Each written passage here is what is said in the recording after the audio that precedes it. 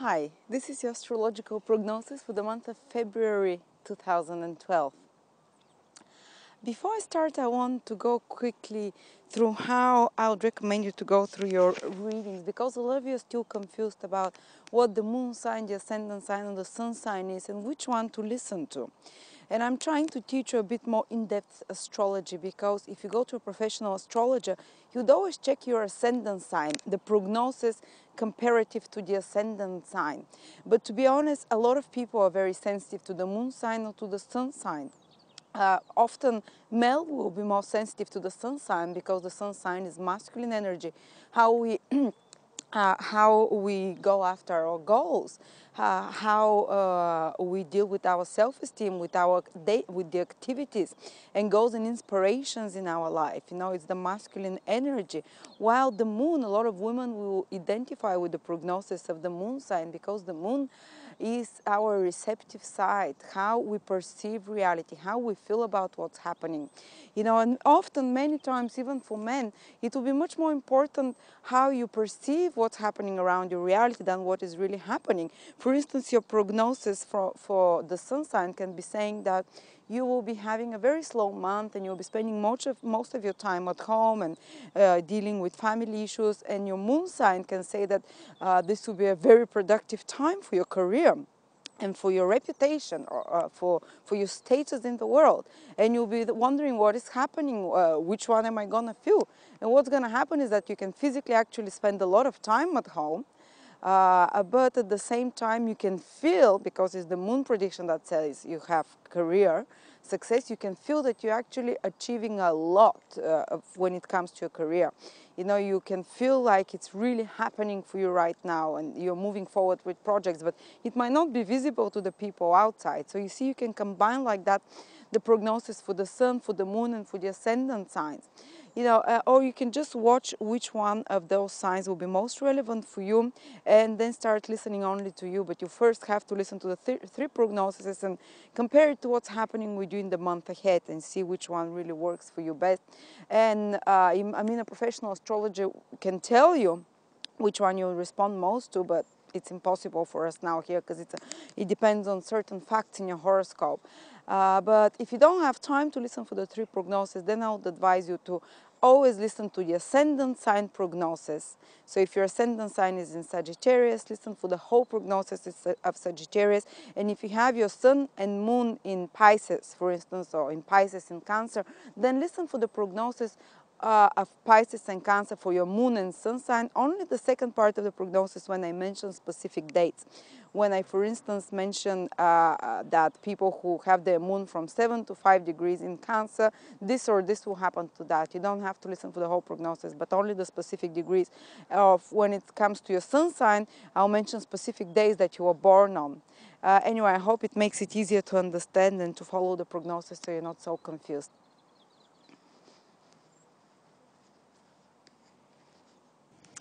Hi Cancer, this is your astrological prognosis for February 2012 with me, Lada. And first of all, I'm going to mention the full prognosis for everyone who has their ascendant, moon or sun in Cancer. And then I'm going to mention more specific degrees and days of birth if you want more specific prognosis.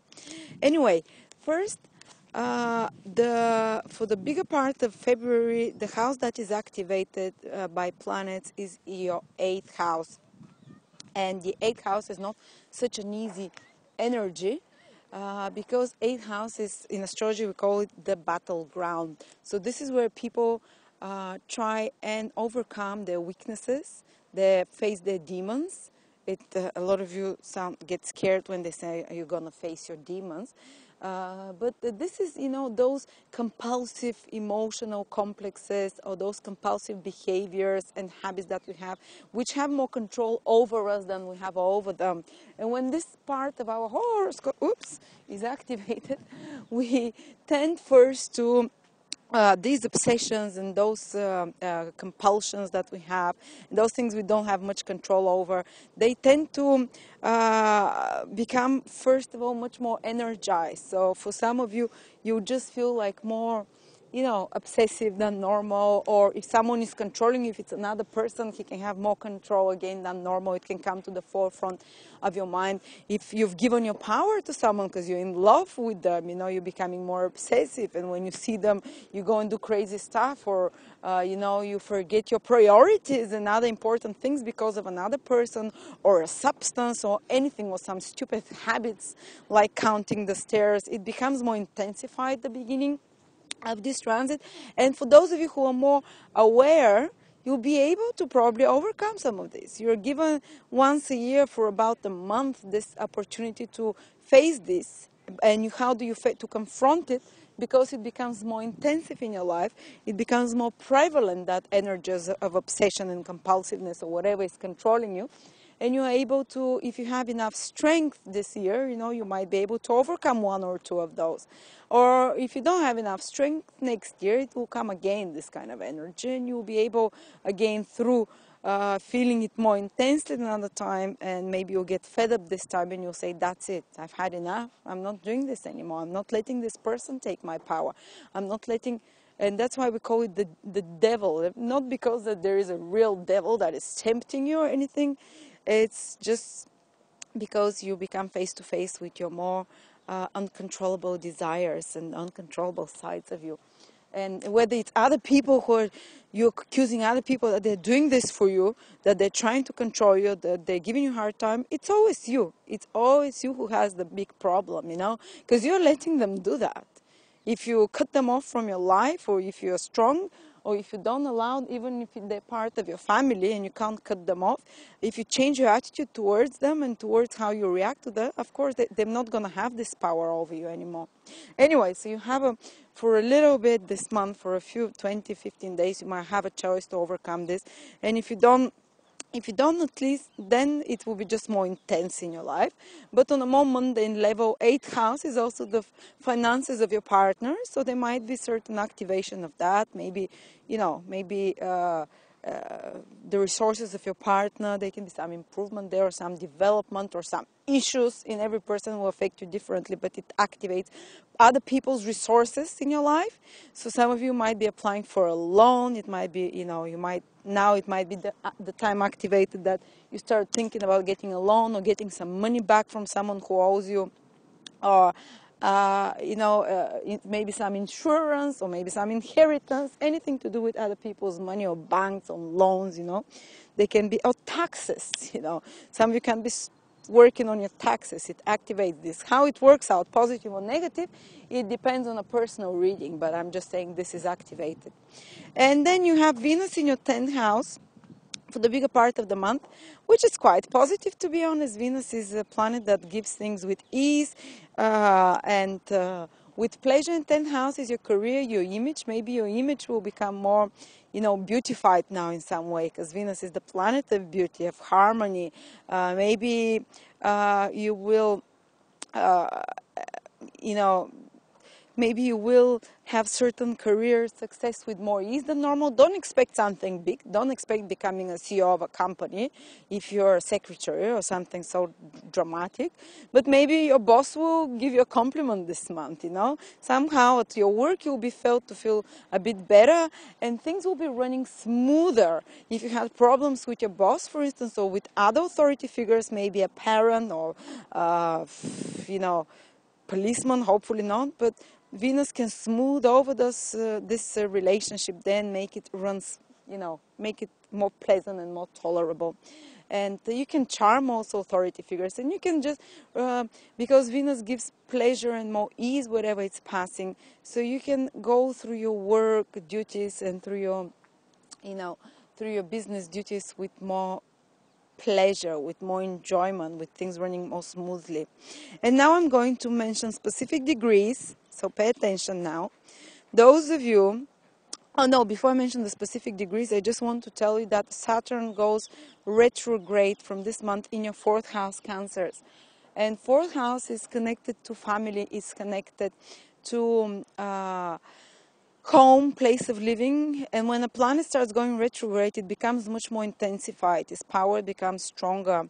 And if it's a difficult planet like Saturn, it can create more difficulty there, because Saturn brings obstacles or resolving issues, sorting out duties and responsibilities, being given more duties. So maybe some of you might have to take care of family members. Some of you might have to sort out certain problems at their home.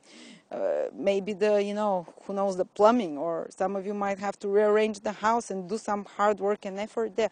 Some of you might have to change places of residence, when planet turns retrograde, becomes stronger. Some of you might have to deal with childhood issues. Fourth house is the roots, where you're coming from. So you might have to overcome certain things that from your past, from your childhood, that are still bothering you. But this is too psychological, too deep, let's not go into it. On a more mundane level, maybe changing, relocating, doing something with your family, sorting problems with family, something, in the worst case scenario, something going wrong there, but Saturn will give you a chance to overcome this, to try and, how do I come? To try and endure and do your bit of responsibility. And now I'm going to mention specific degrees. Those of you who have their ascendant or moon in 28, 29, and 30 degrees of Cancer, or those of you who are born on the 21st, 22nd, and 23rd of July, you have Saturn transit to your Sun or to your moon or ascendant degrees. And Saturn, as I keep saying, is always testing. And for you in particular, it can be in any area of life. I cannot say in specific because I don't see your horoscope, but it can be whether it's relationship testing. You're the ones who are not having it so easy this month. You're the ones that are required to do much more effort than anyone else, that have to become more self-introspective, and to reassess either your goals in life, your relationship, where you're headed. Very big things. You have to decide for big things in your life, and sometimes you might feel even stuck because Saturn is a very heavy energy and you're feeling like you're trying hard and you're making effort, but you're just spinning the wheels at one place and not going anywhere, and you're getting frustrated with the results and not upcoming. Or it can be you yourself who are resisting. There should be change happening around you. Maybe your company is restructuring and you're just so much resenting what's happening around and the changes, and you're resisting the changes, and because of this resistance, this builds up resentment within you, and you just feel frustrated and upset. But Saturn, what you can do when things happen like that, Saturn helps you. Saturn demands from you that you endure and that you let go and just, whatever is happening, go with it. Do the responsibilities that are expected from you.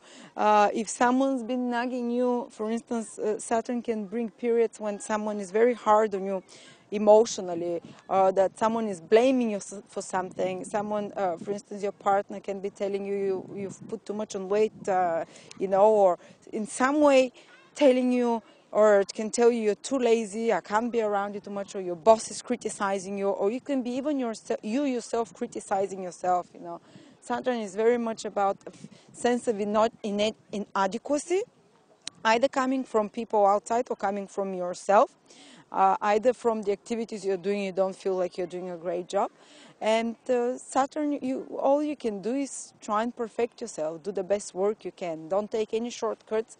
Be harder, be more self-disciplined. At least Saturn will give you the self-discipline. Saturn gives you a push to be harder on yourself and to improve anything in your life, anything that has been neglected, that's not done to the best of your ability. So it's not actually Saturn, even though it creates obstacles and problems, it creates them so you can improve on yourself. So it can be the most efficient time in your life. If you've never had the power before and the self-discipline to start a workout regime, or to stop eating meat, or whatever it is, or to work on some other issue of your life, now you can have the chance to do it, because now you really feel the pressure outside circumstances or of your own disgruntledness and upset with yourself, self-criticism, that you actually make a difference. So Saturn influences, I would say, that they're actually the best ones in life, and they're the ones that really help you change your life the best, And now also some good news for those of you who have their ascendant only. Their ascendant in Cancer from 2 to 7 degrees. From 2 till 7 degrees in Cancer, you have Jupiter influence that's affecting your relationship. relationships. So if you've been having problems with someone till now, you can sort it out now this month. More people can be around you. You can open yourself to new experiences with new people that you don't usually let into your life. You can feel more optimistic and more generous in your relationship with others, and you can benefit from others to some extent. You know, you just become more smooth and positive, and if you've been having troubles, you can sort them out. Or if you're in a marriage or in a happy relationship, it just feels great now. You feel supported. You feel more positive about this relationship. Or if you're single, you can actually meet someone. You know, it can trigger this. This Jupiter influence, because Jupiter is such a positive planet, it can bring a new person in your life. So, you know, for you it's quite positive actually. Just those people I mentioned before that who having Saturn influence, they're being tested, but they're having a great opportunity to improve and to push themselves harder than ever before. You know, so that's for you, Cancers. Again, Venus is in your 10th house. You'll have an opportunity this month to impress people in your career, to be, you know, to solve problems in your career, to somehow to enjoy more your career or your business, you know, to glide through the effects in your career. And the rest is 8th house, where your compulsions can be a bit stronger. You know, you can be a bit more intense than normal, a bit more obsessive, but you have a chance also to face those obsessions and overcome them. Thank you very much, Kansas, and give me feedback.